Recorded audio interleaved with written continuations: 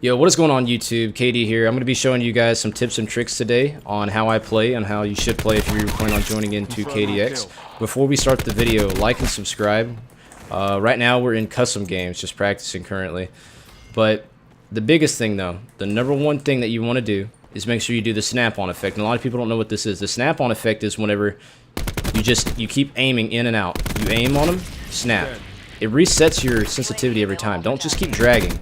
Just keep snapping like that. Boom. You see how that locked me onto that second guy? You never, ever want to just drag. That's the worst possible thing you could do. The only time you want to do that is if you know there's no other chance you could snap again. But majority of doing this, almost all the pros do this. They snap. They do not just keep aiming down their sights, ever. Alright? That is just one tip, alright? Now another tip. You see a lot of people pre-aiming, and you're like, oh, that is so dumb. No, this is actually a strategy I want you guys to be using. Pre-aiming makes it to where you will get the first shot off. The other enemy will not get a chance, because as soon as he runs around the corner like this, by the time he gets his gun up and starts shooting, you already killed him. You'll be right here, pre-aimed, come around the corner, bam, he's dead. Alright, pre-aiming.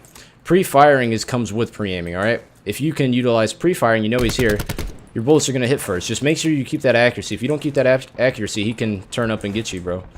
Alright, now sensitivity too. Sensitivity plays a big role in your accuracy. I play on an 8.8 with a 0.5. This makes it to where I can have a high sensitivity, high reaction time, but also have the accuracy of a pro. It makes, basically I'm playing on an 8.8 with a 4 sensitivity when I aim down my sight. So you can fiddle with that and find your zone that fits you the most, but that's what I play on, guys. And I also play with a scuff. My scuff makes it to where I could jump and slide and do all these motions. It's basically kind of is a little bit cheating or advantage, whatever you want to call it. But there's other ways you can get around this. Before I had this scuff, I was playing like this, but it's easier now. But I played on stick and move, which is a button layout that I played since BO3. What you do is you hit your right stick to jump. So bam, you're around the corner, right? Somebody's here. Jump, pre-fired him, got him. Easy. This is how majority of people go for nukes. You can watch anybody's gameplay and they will go for nukes. Pre-firing and pre-aiming. They never ever just run out and shoot like this, ever. Unless the enemy is really bad, then that's the enemy's fault. But I want you guys to play smart, because gun skill is just half of what I want you to have. Playing smart's the first thing I want. I will easily not put you on the team if you just think that gun skill is going to get you far, man. I want you to be able to play smart, because without playing smart, you're going to choke. Because what are you going to do when you go against a player that does play smart? Alright? That's the biggest problem, guys. So take these tips that I've just gave you and try to use them against me, alright? Let's say I'm around this corner and I'm pre-aimed. I'm pre-aimed like this. Instead of you just running at me and shooting me, you could either pop out and pre-aim and pre-fire with me. You can jump around the corner and get me like that. Just pre-aim and pre-fire. But never ever just slide and then shoot, because by the time you do that, I'm already shooting you. It's over with. Now you can just jump, and then if I run, then slide, then shoot. You never just want to slide first. I've learned a lot from that. Don't just slide. Don't ever slide first, because you're not going to have your gun ready. Alright? So I'm just curious which one of you guys will be the next member of KDX. Now remember, there's going to be a lot more rules than just this, but only one person has made it, and he barely even made it. Well, no, I say he barely made it, but he would have made it to Silver Division. He made it to bronze, the highest bronze you can be. He got 19 kills on me, and he was playing smart. Without that, the first match, he only had 13 kills on me. The first match we played against each other. And then he's seen, man, I told him, I said, you need to play smart, bro. Because he would constantly just run and push me.